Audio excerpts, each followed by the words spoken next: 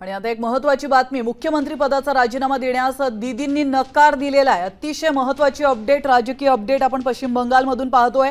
आम्ही हरलेलो नाही, आम्हाला हरवलं गेलंय असं दीदींचं म्हणणं आहे। भाजपने निवडणूक आयोगाचा वापर केला असल्याचा आरोप देखील ममता बॅनर्जी यांनी केलाय। बंगालच्या निकालांवर ममता बॅनर्जी यांनी महत्त्वाची प्रतिक्रिया दिलेली आहे आणि सोबतच मुख्यमंत्री पदाचा राजीनामा देण्यास बंगालच्या मुख्यमंत्री ममता बॅनर्जी यांनी नकार दिला।